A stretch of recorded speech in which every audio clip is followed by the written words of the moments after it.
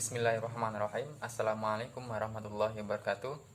Berjumpa kembali dengan saya Rahmat Novianto dengan nomor NIM 12201183369 dari jurusan Pendidikan Agama Islam.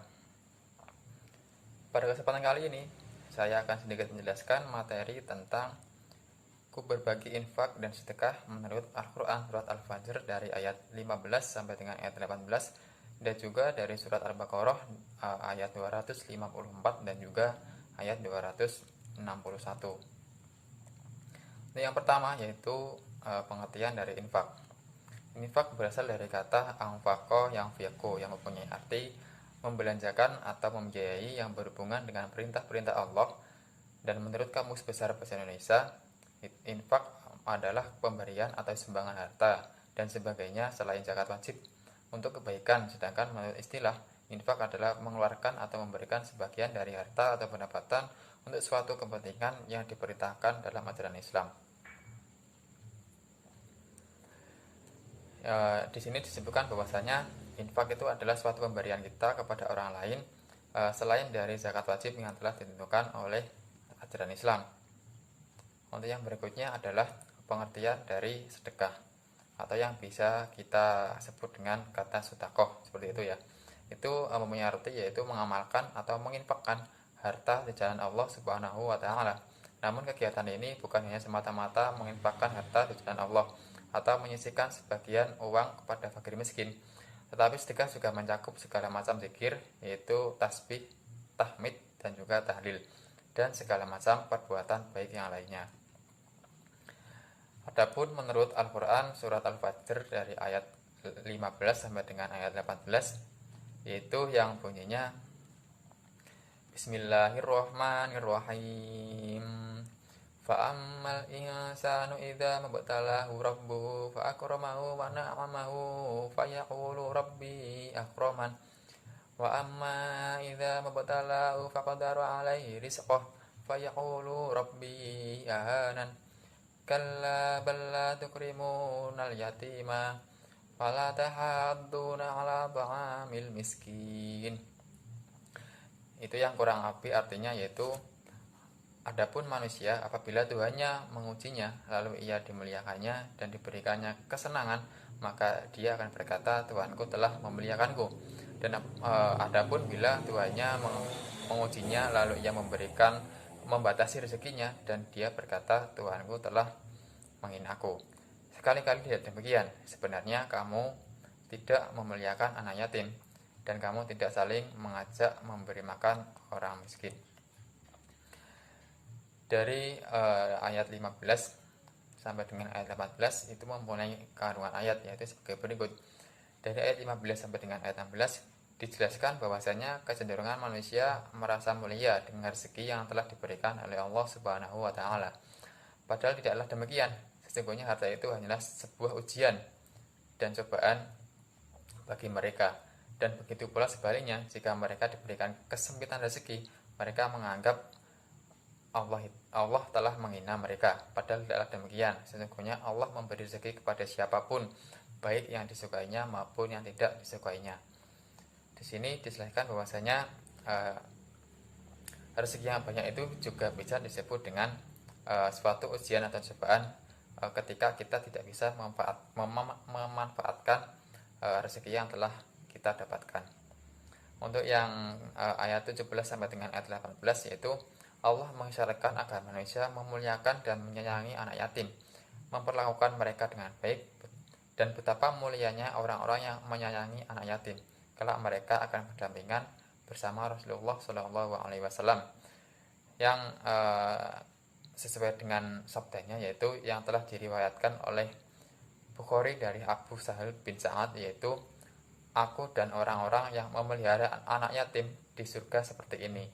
Beliau menunjukkan jari telunjuk dan jari tengah serta merenggangkan kedua kakinya.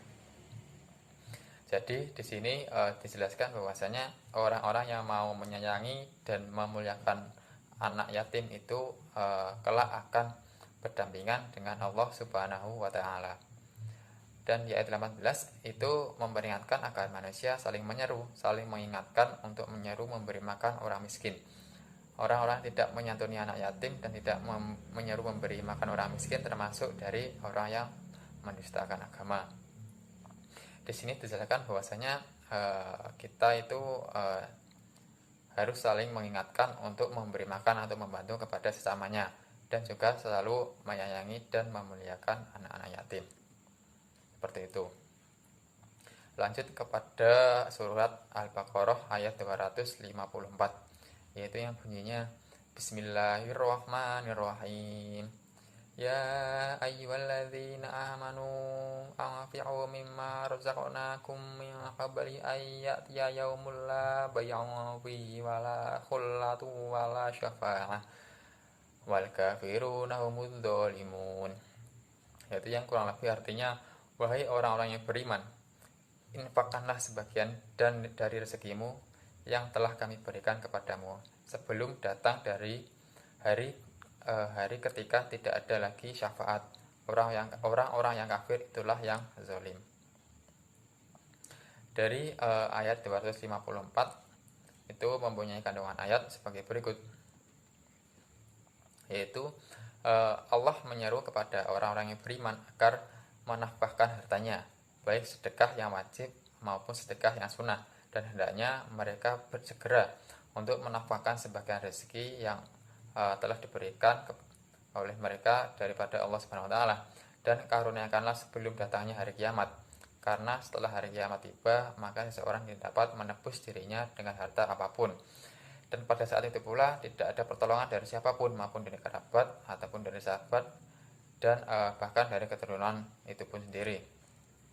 Jadi di sini Allah menyeru untuk saling berlomba-lomba untuk memberikan nafkah atau memberikan zakat atau bantuan kepada orang-orang lain atau terutamanya kepada orang-orang miskin sebelum datangnya hari kiamat.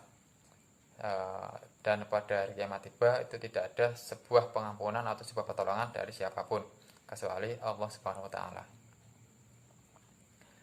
Lanjut lagi kepada surat Al-Baqarah ayat 261, yaitu yang bunyinya Bismillahirrahmanirrahim. Mathalul ladzina yunfiquna amwalahum fi sabilillahi kamathali habbatin ambatat sab'a sanabila fi kulli sumbulatin mi'atu habbah wallahu yudha'ifu liman yasha wallahu wasi'un alim. Yang kurang lebih artinya yaitu perumpamaan orang-orang yang menafkahkan hartanya di jalan Allah seperti sebutir biji yang menumbuhkan 7 tangkai, dan pada setiap tangkai ada 100 biji. Allah melipat gandakan bagi siapapun yang dia kehendaki, dan Allah maha luas dan Allah maha mengetahui. Di dalam ayat 261 memiliki kandungan ayat, yaitu Allah menjelaskan bahwasanya ketika menginfakkan harta dengan ikhlas dan dalam ketaatan kepadanya akan dilipat gandakan pahalanya sampai 700 kali lipat. Walaupun asbabun nuzul ayat ini berhubungan dengan kedermawanan sahabat Nabi Muhammad SAW, yaitu Utsman bin Affan dan Abdurrahman bin Auf. Keduanya menyumbangkan harta mereka ketika perang Tabuk.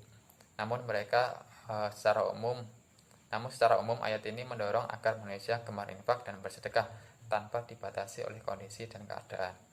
Di sini dijelaskan bahwasanya ketika kita menginfakkan harta itu kepada orang lain dengan ikhlas ataupun tidak pamrih, itu Allah akan melipat gandakan suatu pahala kita itu dengan 700 kali lipat. Jadi ketika kita menginfakkan harta itu tidak pernah ada ruginya, karena Allah itu akan melipat gandakannya sebanyak 700 kali lipat. Mungkin cukup sekian dari penjelasan materi pada kesempatan kali ini. Apabila ada kesalahan dari saya, mohon dimaafkan, dan jangan lupa kita selalu berbuat baik dan selalu menolong sesama dengan kondisi apapun. Sekian dari saya. Apabila ada kurang lebihnya, terima kasih. Wassalamualaikum warahmatullahi wabarakatuh.